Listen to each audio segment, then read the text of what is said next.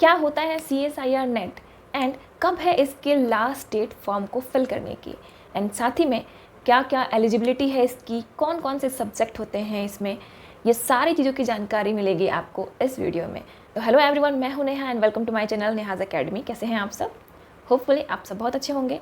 तो मैं नेहाज एकेडमी पे कराती हूँ आपको UGC नेट की प्रिपरेशंस, जिसमें मैं आपको पेपर 1 के सारे यूनिट्स एंड पेपर 2 कॉमर्स के सब्जेक्ट देखती हूँ, एंड साथ ही में मैं आपको कराती हूँ मैथ्स एंड रीजनिंग की भी प्रिपरेशंस, जो कि आपके बहुत सारे कॉम्पिटिटिव लेवल के एग्जाम्स में हेल्पफुल रहती हैं।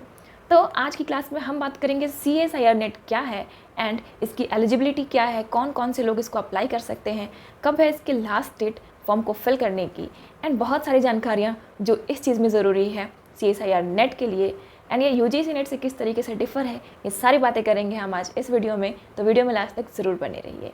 एंड अगर अभी तक आपने मेरे चैनल को सब्सक्राइब नहीं किया है तो प्लीज़ कर लीजिए, बेल आइकन को भी ज़रूर प्रेस कर लीजिए, ताकि आपको जो भी अपडेटेड नोटिफिकेशंस हैं वो आसानी से मिल सके। एंड वीडियो को लाइक करते हुए चलिए और चलते हैं क्लास की तरफ।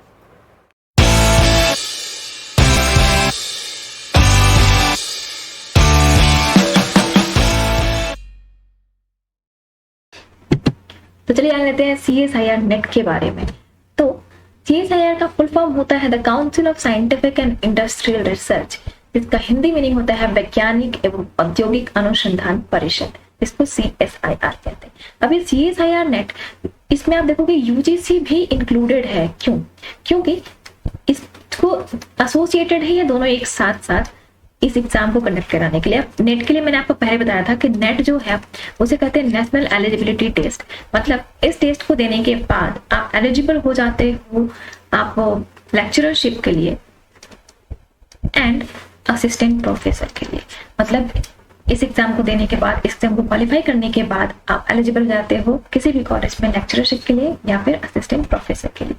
अब इसी में आता है एक और JRF टर्म, जो कि मैंने आपको पहले बताया था कि JRF यानी कि स्कॉलर्स लोगों के लिए होता है। मतलब जिन लोगों ने नेट से भी ज्यादा मार्क्स ऑब्टेन किए हैं उन लोगों को JRF क्वालिफाई कराया जाता है, यानी कि जूनियर रिसर्च फेलोशिप दिया जाता है। ये PhD करने वाले लोगों के लिए बहुत ही फायदेमंद होता है, क्योंकि PhD करते दौरान इनको स्कॉलरशिप भी दिया जाता है। तो इस तरीके से आपने देख लिया कि CSIR नेट क्या है। तो ये बिल्कुल UGC नेट की तरह ही है कि आपको असिस्टेंट प्रोफेसर या लेक्चरशिप के लिए प्रोवाइड कराया जाता है। बस इसमें एक बात अलग है कि इसमें साइंटिफिक, यानी कि आपको मैंने अभी तक जितनी बार पढ़ाया है मैंने बताया है कि UGC net and CSIR net का अंतर क्या है। तो आप ये देख पाओगे कि इसमें साइंस जरूर अवेलेबल है, यानी कि साइंस एंड मैथ्स। जिन लोगों ने इस चीज के थ्रू बैचलर्स डिग्री, जो कि अभी अभी नोटिफिकेशन जो चेंज हुए हैं उसके दौरान कराया गया है कि 4 इयर्स की जिनकी बैचलर्स डिग्री है, यानी कि 8 सेमेस्टर की, वो लोग इस फॉर्म को अप्लाई कर सकते हैं अगर उन्होंने 75% या इससे ज्यादा मार्क्स ऑब्टेन किए हैं। अदरवाइज जिन लोगों ने मास्टर्स किया है, मास्टर्स वाले लोग इसे अप्लाई कर सकते हैं जिनके मार्क्स 55% या उससे ज्यादा। तो इस तरीके से CSIR नेट को भी ये अप्लाई कर सकते हैं। एक और चीज आप इंपॉर्टेंट जान लीजिए कि इन दोनों का जो दोनों एग्जाम्स जो है कंडक्ट कराए जाते हैं NTA के थ्रू, यानी कि नेशनल टेस्टिंग एजेंसी के थ्रू। ये एजेंसी जो है ये CSIR UGC net and UGC net दोनों को का एग्जाम कंडक्ट कराती है, जो कि साल में 2 बार होता है। एक होता है जून में और एक होता है दिसंबर में। कोविड के टाइम पे ये मर्ज हो चुकर के सिर्फ एक बार ही हो रहा था, पर अभी ये वापस से अपने शो पे आ चुका है। अब देख लेते हैं हम जून एंड दिसंबर में जो एग्जाम्स होते हैं उसके अकॉर्डिंग बात कर लेते हैं। CSIR UGC नेट को एक और चीज कहते हैं जिसका नाम है joint CSIR UGC net. Joint इसलिए क्योंकि UGC एंड CSIR दोनों इसमें जॉइंटेड है, इसलिए जॉइंट CSIR UGC नेट कहा जाता है इसको। बाकी आप इसे ओनली CSIR नेट के थ्रू भी जान सकते हैं। तो आपने देख लिया कि CSIR UGC नेट क्या है। अब जान लेते हैं कि इसकी एलिजिबिलिटी क्या है। तो एलिजिबिलिटी के नाम पे मैंने आपको अभी बताया कि आपके पास बैचलर्स डिग्री होनी चाहिए। बैचलर्स डिग्री में आप BSc या फिर मैथ्स के थ्रू भी कर सकते हो। इसमें आप देखोगे कि जो भी बीटेक जिन लोगों ने कर रखा है वो लोग भी इसमें अप्लाई कर सकते हैं, जिनकी 4 इयर्स की हो, यानी कि 8 सेमेस्टर एंड 75% ऑन अबव जिनके मार्क्स हो, वो लोग इसको अप्लाई कर सकते हैं। इसकी एलिजिबिलिटी के नाम पे ये भी बात कर ले कि जो JRF जो है उसे वो लोग अप्लाई कर सकते हैं जिनकी एज 30 होगी, and OBC plus ST plus SC वालों के लिए जो है ये 5 ईयर का रिलैक्सेशन होता है, यानी कि 35 ईयर्स के तक लोग इसे अप्लाई कर सकते हैं JRF के लिए। तो आपने देखा, बाकी जो लाइफ टाइम आप कभी भी इसका नेट अप्लाई करो, इसके लिए कोई क्राइटेरिया नहीं है, क्योंकि JRF के लिए अगर आप देखें तो JRF की जो इसकी जो वैलिडिटी है वो भी सिर्फ 3 ईयर्स की होती है, एंड नेट की जो वैलिडिटी होती है ये भी लाइफ टाइम। आपने अगर एक बार नेट कर लिया तो आप पूरे लाइफ टाइम के लिए एलिजिबल हो जाते हो टीचिंग बेस पे, यानी कि लेक्चरशिप और असिस्टेंट प्रोफेसर के लिए।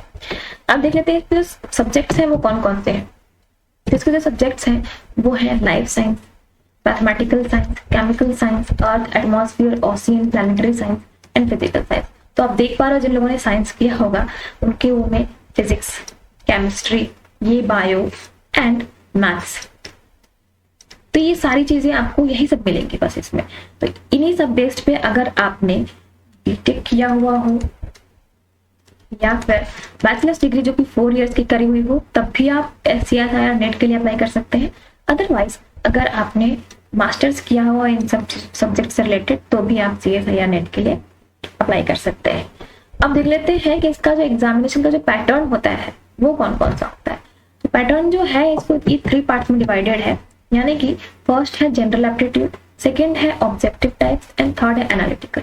इसमें क्या है, जनरल एप्टीट्यूड जो है वो सारे जितने भी ये सब्जेक्ट्स हैं उन सब के लिए होता है, मतलब ये कंपलसरी पेपर है, जैसे कि यूजीसी नेट में पेपर 1 का पेपर होता है वैसे ही ये पार्ट ए जो है ये जनरल एप्टीट्यूड है। इसमें आपको मैथ्स एंड रीजनिंग पूछे जाते हैं, तो ये जनरल एप्टीट्यूड की है जो कि पार्ट ए है। और इसमें जो है ये आपके जो क्वेश्चंस होते हैं इसमें 20 क्वेश्चंस पूछे जाते हैं जो कि सारे सब्जेक्ट्स में होते हैं, और इसके जो मार्क्स होते हैं वो 2 मार्क्स होते हैं। पर BNC जो होता है ये होता है आपका सब्जेक्टिव, मतलब जिस सब्जेक्ट से आपने मास्टर्स या बैचलर्स की हो तो ये सब्जेक्टिव होता है। और इस सब्जेक्ट्स में जो ऑब्जेक्टिव टाइप क्वेश्चंस जो होते हैं ये भी अगर ऑन एन एवरेज देखा जाए, क्योंकि BNC का जो है इन दोनों का जो भी मार्क्स का जो कैटेगरी है वो चेंज रहता है, या फिर इनके क्वेश्चंस की कैटेगरीज चेंज रहती है, पर जनरल एप्टीट्यूड की सब में सेम रहती है क्योंकि वो सब में कॉमन पेपर है। तो BNC का जो है ये अलग पार्ट है, मतलब अगर यूं कहा जाए तो बाकी के जो जितने भी क्वेश्चंस होते हैं इन दोनों में डिवाइडेड होते हैं। कभी एवरेज देखा जाए तो 20 क्वेश्चंस B में होते हैं, कभी एवरेज देखा जाए तो मतलब C में भी कुछ अलग से क्वेश्चंस होते हैं। इसमें एक और चीज देखने को मिल सकती है आपको कि इसमें जो चूज बेस्ड क्वेश्चन होते हैं, मतलब कि अगर 120 क्वेश्चंस आपको दिए हुए हैं तो 75 क्वेश्चंस आपको अप्लाई करना होता है। ये भी होता है आपके सब्जेक्ट बेस पे कि आपका कौन सा सब्जेक्ट है उसके अकॉर्डिंग आपका ये भी कैटेगराइज रहता है। पर इसमें है कि आप कुछ क्वेश्चंस हटा सकते हो। बट जो पार्ट नंबर C है एनालिटिकल, अब जैसे ऑब्जेक्टिव टाइप क्वेश्चन है ये भी 2 मार्क्स का होता है ऑन एन एवरेज, कभी कभी ये 1.75, कभी कभी ये 3 तक पहुंच सकता है। पर एनालिटिकल जो है ये 4 मार्क्स या फिर उससे ज्यादा हमेशा मार्क्स ऑब्टेन करता है, मतलब कि एनालिटिकल में आपको उसकी एनालिटिक्स देनी है कि आपको जो क्वेश्चंस पूछे गए हैं उसके बहुत सारी जानकारियां देनी है इसमें, तो इसलिए इसके मार्क्स थोड़े से ज्यादा होते हैं। तो इस तरीके से आपको इसमें डिवाइडेड रहता है। एक बहुत इंपॉर्टेंट चीज इसमें ये है कि इसमें नेगेटिव मार्किंग होता है, मतलब कि जैसे कि आपको यूजीसी नेट में नेगेटिव मार्किंग नहीं देखने को मिलता, आपको CSIR नेट में नेगेटिव मार्किंग भी देखने को मिलता है। तो इसलिए इसमें जितने भी क्वेश्चंस आपको करने होते हैं बहुत ही सोच समझ के करने होते हैं। तो इस तरीके से आपने देख लिया कि CSIR नेट में क्या क्या होता है और कौन कौन सी चीजें शामिल होती है।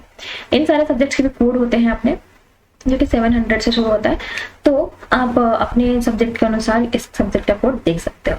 अब चलते हैं हम, जैसे मैंने आपको बताया कि इसकी जो फॉर्म फिलिंग की जो लास्ट डेट है वो भी आगे बढ़ गई है, तो उसके बारे में भी थोड़ा सा देख लेते हैं।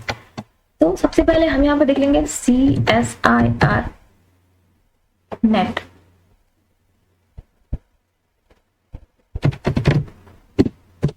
तो CSIR नेट से हम इस तरह से ओपन कर लेंगे तो आपको दिखेगा सबसे पहला ऑप्शन जो है CSIRnet.nt.ac.in। जिस तरीके से आपको यूजीसी नेट का साइट देखने को मिलता है, आपको बस इसके अंदर चले जाना है और आपको यहाँ पे देखने को मिलेगा कि जो इसकी लास्ट डेट की जो सबमिशन एप्लीकेशन की जो डेट है वो जो है वो एक्सटेंड हो चुकी है, जैसे कि यूजीसी नेट की भी हुई थी। पर इसकी जो लास्ट डेट थी, पिछले लास्ट डेट जो थी वो 21 तक थी, 21 मई तक। अब ये 27 तक हो चुकी है, मतलब जिन जिन लोगों ने अभी तक ये फॉर्म नहीं फिल किया है वो लोग अभी ये फॉर्म फिल कर सकते हैं। एंड बाकी अगर हम अलग चीजों में देखें कि इसी में आपको देखने को मिलेगा कि इसकी जो पब्लिक नोटिस जो है वो कब आई थी, तो इसकी नोटिस आई थी वो 1 मई से लेकर के 21 मई तक के लिए आई थी। ये चीज आप देख लेना। आपको जो भी चीजें ज्वाइंट CSIR UGC नेट के थ्रू जो भी चीजें जानकारी चाहिए वो आप इसमें से देख सकते हो। बाकी इसमें अगर आपको फॉर्म फिलिंग करना हो तो आप यहाँ पर जाकर के फॉर्म फिल कर सकते हो। इसमें आप देखोगे कि अगर आपने न्यू कैंडिडेट रजिस्टर हियर किया है तो आपको एक इंफॉर्मेशन बुलेटिन मिलता है जिसके थ्रू आपको जितनी भी जानकारियां लेनी हो CSIR UGC नेट के थ्रू, तो आपको ये पूरी चीजें आपको इसमें मिल जाती है। ये पूरे 86 पेजेस का है। आपको पूरा अगर जानना है कि किस तरीके से फॉर्म भरना है, कौन कौन से स्टेप्स आगे बढ़ने हैं, ये सारी चीजें भी आपको इसमें मिलेगी। बाकी आप देख सकते हो इसमें कि जो भी इसकी इंपॉर्टेंट डेट्स हैं या फिर इसके जो लिस्ट ऑफ एब्रिविएशंस हैं कि किसको किसको क्या कहते हैं। एक और बात, ये ऑनलाइन बेस्ड पे होता है क्योंकि इस बार UGC नेट का एग्जाम ऑफलाइन होने वाला है, बट CSIR नेट का एग्जाम हमेशा ऑनलाइन ही होता है। कंप्यूटर बेस्ड टेस्ट है ये। तो फिर बाकी चीजें आपको देखने को यहाँ पे मिलेंगी। जो भी चीजें आपको इसमें फुल फॉर्म्स चाहिए वो सब देखने को मिलेंगी। प्लस में आपको जो भी इनका नोटिफिकेशंस था वो सब है इसी में। मतलब जितनी भी जानकारी आपको चाहिए जो इससे रिलेटेड हो, इसमें क्या एलिजिबिलिटी है, क्या क्या कौन कौन से लोग फॉर्म फिल कर सकते हैं, जो कि मैंने आपको छोटे पार्ट में उधर बता दिया, बट आप यहाँ पर देख सकते हो कि इनके जो पार्ट्स दिए हुए हैं, मतलब जो भी जिनके भी अलग अलग से सब्जेक्ट्स हैं, जैसे कि किन्हीं का केमिकल साइंस है तो उनके लिए भी देख सकते हैं आप कि पार्ट A में कौन कितने सब क्वेश्चंस पूछे जाएंगे, पार्ट B में कितने होंगे, पार्ट C में कितने होंगे, टोटल कितने क्वेश्चंस पूछे जाएंगे, एंड इन क्वेश्चंस का अटेम्प्ट कितना करना है आपको 75। एंड आप देखोगे कि 200 मार्क्स का सारा जितना भी क्वेश्चन का मार्क होगा वो 200 होगा। और इसमें आपको नेगेटिव मार्किंग दी जाती है 25%। कभी कभी हर एक अलग अलग सब्जेक्ट में अलग अलग नेगेटिव मार्किंग कराई जाती है। तो इस तरीके से आप फॉर्म को फिल कर सकते हो या इन्फॉर्मेशन बुलेटिन चेक कर सकते हो कि क्या क्या इसमें पूछा जाता है। तो होपफुली आपको ये सारी चीजें समझ में आई होंगी अच्छी तरीके से। वीडियो अच्छी लगी हो तो वीडियो को लाइक करना ना भूले। Thank you so much for watching the video. And आगे आपको और भी जानकारियां चाहिए तो आप कमेंट सेक्शन में जरूर पूछो एंड वीडियो को लाइक कर दीजिए। Thank you so much.